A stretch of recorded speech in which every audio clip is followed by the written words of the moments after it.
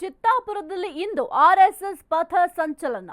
RSS ಪಥ ಸಂಚಲನಕ್ಕೆ high court ಅನುಮತಿಯನ್ನ ಕೊಟ್ಟಿದೆ. 50 band set ಸೇರಿ 350 ಗಣ ವೇಷಧಾರಿಗಳು ಭಾಗಿಯಾಗ್ತಾರೆ.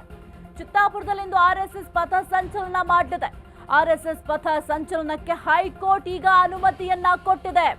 50 ಬ್ಯಾಂಡ್ ಸೆಟ್ ಸೇರಿ 350 ಗಣ ವೇಷಧಾರಿಗಳು ಭಾಗಿಯಾಗ್ತಾರೆ. ಮಧ್ಯಾಹ್ನ 3ರಿಂದ ಸಂಜೆ 5:30ರವರೆಗೆ ಈ ಒಂದು ಪಥ ಸಂಚಲನ ನಡೆಯಲಿದೆ. 2 ಕಿಲೋಮೀಟರ್ ಸಾಗಲಿರುವ ಆರ್ಎಸ್ಎಸ್ ಪಥ ಸಂಚಲನ. ಚಿತ್ತಾಪುರದಲ್ಲಿಂದು ಆರ್ಎಸ್ಎಸ್ ಪಥ ಸಂಚಲನ ನಡೆಯಲಿದೆ. ಆರ್ಎಸ್ಎಸ್ ಪಥ ಸಂಚಲನಕ್ಕೆ ಹೈಕೋರ್ಟ್ ಸದ್ಯಕ್ಕೆ ಅನುಮತಿಯನ್ನ ಕೊಟ್ಟಿದೆ. 50 ಬ್ಯಾಂಡ್ ಸೆಟ್ ಸೇರಿ 350 ಗಣ ವೇಷಧಾರಿಗಳು ಭಾಗಿಯಾಗ್ತಾರೆ.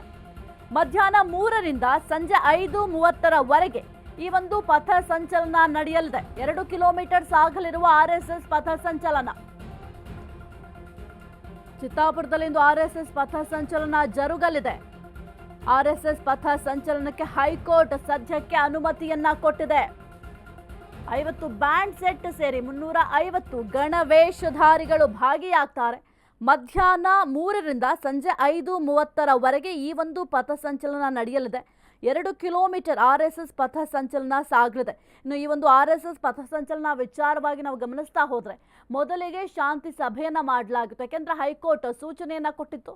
ಮೊದಲು ಒಂದು ಡಿಸಿ ನೇತೃತ್ವದಲ್ಲಿ ಶಾಂತಿ ಸಭೆಯನ್ನ ಮಾಡಿ ಆ ನಂತರ ಈ ಒಂದು ಪಥಸಂಚಲನಕ್ಕೆ ಪರ್ಮಿಷನ್ ಕೊಡಬೇಕಾ ಬೇಡವಾ ಅದನ್ನ ಡಿಸೈಡ್ ಮಾಡ್ತೀನಿ ಅಂತ ಸದ್ಯಕ್ಕೆ ಆರ್ಡರ್ ಕೂಡ ಮಾಡಿತ್ತು. ಅದರ ಬೆನ್ನಲ್ಲೇ ಮೊದಲ ಬಾರಿಗೆ ಒಂದು ಶಾಂತಿ ಸಭೆಯನ್ನ ಮಾಡ್ತಾರೆ. ಆದರೆ ಆ ಒಂದು ಶಾಂತಿ ಸಭೆ ವಿಫಲವಾಗುತ್ತೆ. ಅದಾದ ನಂತರ 2ನೇ ಶಾಂತಿ ಸಭೆಯನ್ನ ಮಾಡಿ ಆ ಒಂದು ಸಭೆಯಲ್ಲಿ ಏನೆಲ್ಲ ಡಿಸಿಷನ್ ತೆಗೆದುಕೊಳ್ಳಲಾಯಿತು, ಏನೆಲ್ಲ ಮಾತುಕತೆ ಆಯಿತು, ಅದರ ಒಂದು ವರದಿಯನ್ನ ಹೈಕೋರ್ಟ್ಗೆ ಸಲ್ಲಿಕೆ ಕೂಡ ಮಾಡಲಾಗಿತ್ತು. ಅದರ ಬೆನ್ನಲ್ಲೇ ಸದ್ಯಕ್ಕೆ ಆರ್ಎಸ್ಎಸ್ ಪಥ ಸಂಚಲನಕ್ಕೆ ಹೈಕೋರ್ಟ್ ಅನುಮತಿಯನ್ನ ಕೊಟ್ಟಿದೆ. ಹಾಗಾಗಿ ಇವತ್ತು ಚಿತ್ತಾಪುರದಲ್ಲಿ ಆರ್ಎಸ್ಎಸ್ ಪಥ ಸಂಚಲನ ಕೂಡ ನಡೆಯುತ್ತೆ. 50 ಬ್ಯಾಂಡ್ ಸೆಟ್ ಸೇರಿ 350 ಗಣ ವೇಷಧಾರಿಗಳು ಭಾಗಿಯಾಗ್ತಾರೆ. ಆರ್ಎಸ್ಎಸ್ ಪೆರೇಡ್ಗೆ 1000 ಪೊಲೀಸರು ಭಾರೀ ಭದ್ರತೆ. 5 ಡಿವೈಎಸ್ಪಿ, 18 ಸಿಪಿಐ, 51 ಪಿಎಸ್ಐ, 110 ಎಎಸ್ಐ, 501 ಮುಖ್ಯ ಪೇದೆಗಳು, 686 ಪೊಲೀಸರು, 250 home guard, 8 KSRP ತುಕಡಿ,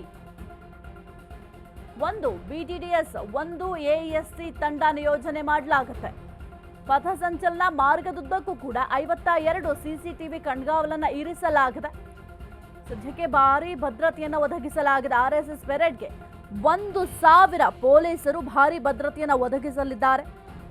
5 DYSP, 18 CPI, 51 PSI, 110 ASI, 501 ಮುಖ್ಯ ಪೇದೆಗಳು, 686 ಪೊಲೀಸರು, 250 ಹೋಮ್ ಗಾರ್ಡ್, 8 ಕೆಎಸ್ಆರ್ಪಿ ತುಕಡಿ, 1 ಬಿಟಿಟಿಎಸ್, 1 ಎಎಸ್ಸಿ ತಂಡ ನಿಯೋಜನೆಯನ್ನ ಮಾಡಲಾಗುತ್ತೆ.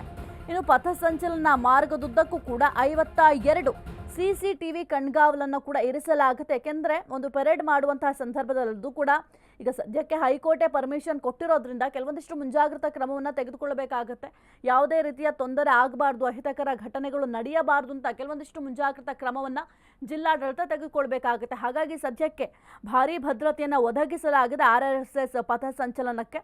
ಇನ್ನು ಈ ಒಂದು ಪೆರೇಡ್ನಲ್ಲಿ 1000 ಪೊಲೀಸರು ಭದ್ರತೆಯನ್ನು ಒದಗಿಸ್ತಾರೆ.